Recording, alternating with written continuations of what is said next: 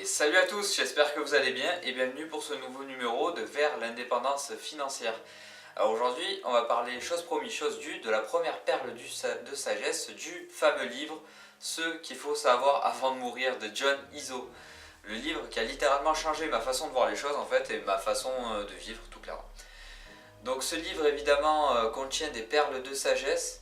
Donc pour ceux qui n'ont pas vu l'introduction que j'ai faite par rapport à ce livre, vous pouvez vous référer à la vidéo précédente. Et évidemment aussi pour ceux qui ne l'ont pas lu, même pour ceux qui l'ont lu, vous pouvez toujours réécouter ces perles de sagesse. Je ferai une perle de sagesse par vidéo. Donc aujourd'hui je vais juste traiter la première perle de sagesse, histoire de ne pas trop vous embrouiller non plus, et vous puissiez au fur et à mesure intégrer en vous chaque perle de sagesse. Aujourd'hui, on va donc parler de la première perle de sagesse qui est vivre en étant fidèle à soi-même et en étant animé d'une intention. En fait, John Izzo a permis de distinguer ceux qui vivent et qui meurent dans de bonnes conditions et l'inverse par rapport à une question très simple, une affirmation très simple, c'est que ces personnes qui vivent heureuses, surtout, écoutent leur cœur.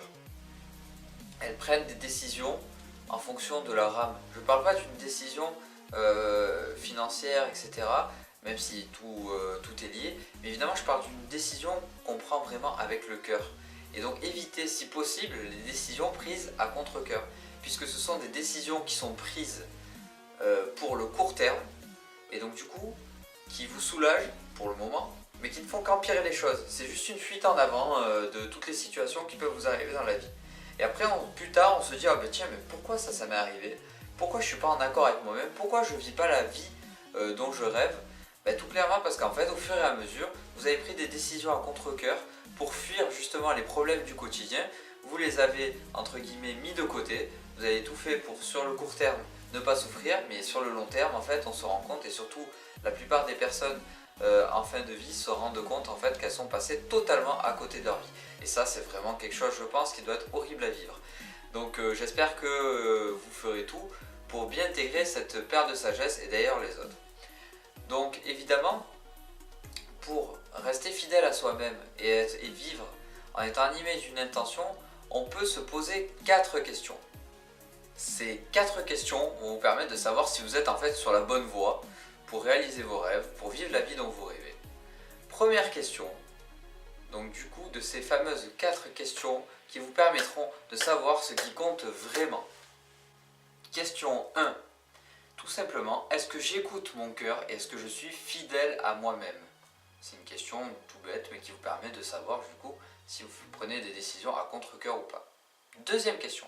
Est-ce que ma vie est axée sur ce qui compte vraiment sur moi? Est-ce qu'elle est axée sur ce qui compte vraiment pour moi? Et ça, il n'y a que vous qui pouvez le savoir. Ensuite, troisième question, suis-je la personne que je veux être dans ce monde? C'est-à-dire, suis-je la personne dont, entre guillemets, je rêve? J'aimerais être telle personne, avoir telle qualité, être comme ça, être perçu par les autres comme ça et comme ça. Est-ce que, au quotidien, je suis comme ça? Si oui, c'est très bien. Sinon, mettez en avant des actions, mettez en place des actions qui vont vous permettre de rectifier le tir. Il n'est jamais trop tard. Et la quatrième question, ma question préférée, c'est je m'imagine en fin de vie et je me pose la question, est-ce que la décision que je prends est la bonne ou pas? Comme je vous disais précédemment, on a souvent tendance à prendre des décisions vraiment à la va-vite, entre guillemets, qui vont nous éviter la souffrance à court terme mais qui vont nous ramener de la souffrance à long terme. Je parle d'une chose très simple qui peut être extrapolée à toute chose de la vie, c'est quelque chose d'ultra simple. Par exemple, on a connaissance et on sait par exemple que le tabac c'est pas bon pour la santé. Bon, par exemple. Je dis ça, c'est peut-être facile parce que je ne fume pas, et puis je respecte les gens qui fument, etc. Ils font ce qu'ils veulent. Par contre, à court terme, c'est beaucoup plus simple, évidemment, de se dire bon, je verrai plus tard, de toute façon, je suis encore jeune, etc.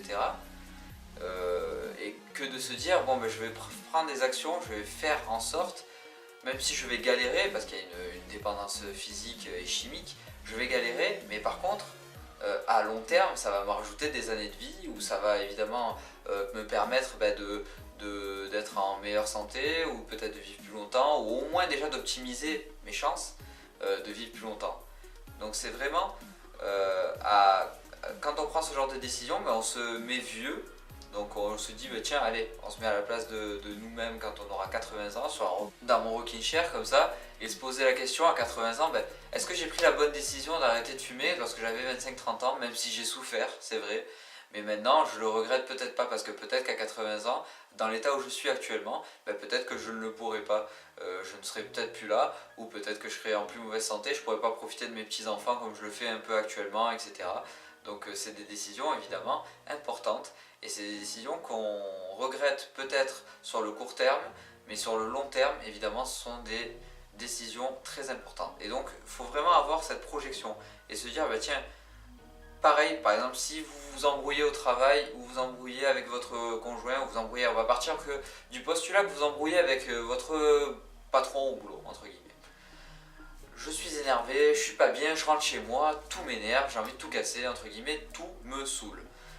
Je me remémore, je me recentre et je me dis rapidement, tiens, est-ce que je trouverais ça si grave qu'un patron me fasse telle ou telle remarque? Est-ce que ça vaut vraiment la peine de mettre en péril mon couple, entre guillemets, quand je rentre chez moi à m'embrouiller avec ma femme ou mon mari? Est-ce que ça vaut vraiment le coup de faire ce genre de choses, ou est-ce que ça vaut mieux plutôt de prendre des actions de sorte à ce que ça ne se reproduise plus? Donc vraiment, je parle d'écouter son cœur. Et donc du coup, tout ça, c'est vraiment lié aux émotions et pas aux faits. Écouter son cœur, c'est aussi, ça désigne plusieurs choses. C'est par exemple aussi faire un travail qui répond non plus à des intérêts que financiers, mais à nos intérêts les plus chers. C'est demeurer honnête aussi vis-à-vis de nous-mêmes. Par exemple, je parle vraiment au niveau travail, c'est prendre le temps d'écouter vraiment la petite voix à l'intérieur qui parfois parle et qu'on veut absolument taire, qui nous dit que on a raté la cible qui représente vraiment nos désirs les plus intimes, entre guillemets. Donc ce que je veux dire par là, c'est qu'écouter son cœur, en fait, c'est trouver, en gros, au niveau en tout cas du travail, une activité pendant laquelle on perd vraiment la notion de temps. Donc ça devient plus réellement un travail, ça devient plutôt même une passion et une activité, même si elle peut être rémunérée évidemment. Mais il faut du courage pour écouter son cœur. Je parle pour mon cas par exemple, j'ai fait des formations en hypnose, en PNL, je fais régulièrement des soins de personnes, même du magnétisme, etc. Et donc du coup, je prends vraiment du plaisir à faire ça. C'est vraiment quelque chose qui me passionne. Et d'ailleurs, même ce que je fais là, entre guillemets, en essayant de vous motiver et de partager aussi mes connaissances, ce que j'ai pu lire, etc. Il y a beaucoup de personnes qui, entre guillemets, m'encouragent aussi, et ça je vous remercie tous d'ailleurs, je vous fais un gros bisou. Et il y en a d'autres pour lesquels, entre guillemets, je suis traité de charlatan, de personnes qui n'a pas la légitimité pour faire ça ou quoi que ce soit. C'est pas un problème. C'est juste que moi, personnellement, je ferme les écoutilles, et donc du coup, j'ai une vision du monde qui est vraiment très élargie.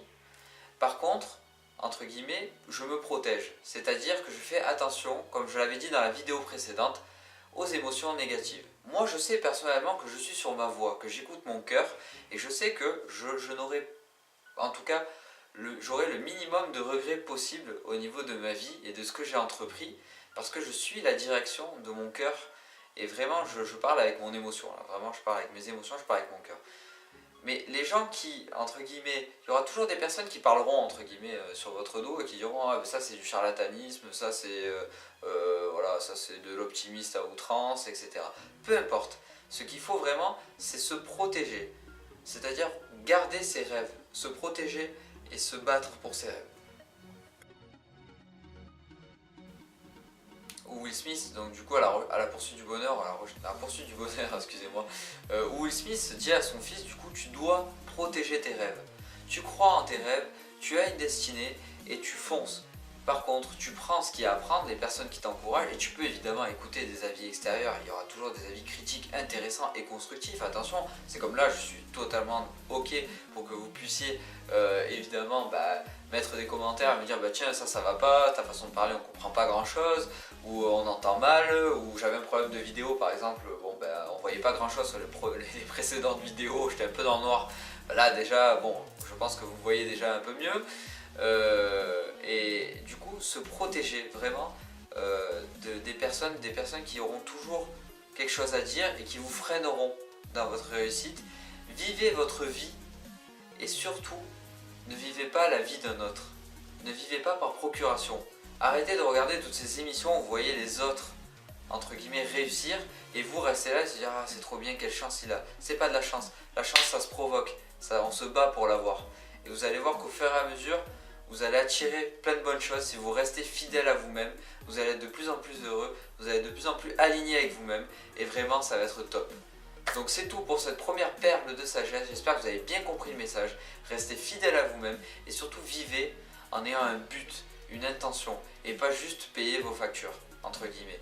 Ça peut être n'importe quoi, ça peut être vivre en se consacrant 100% dans des associations, ou tout simplement dans son travail, ou dans sa structure d'accueil, ou dans sa famille, se concentrer sur sa famille, sur le bien-être de sa famille par exemple. Ça peut être tout et n'importe quoi. Voilà. Donc du coup j'espère que vous avez bien intégré ça, que ça va vous faire un petit peu réfléchir. Posez-vous les fameuses questions qu'on a pu voir ensemble, et je vous embrasse et je vous dis à bientôt. Je vous aime.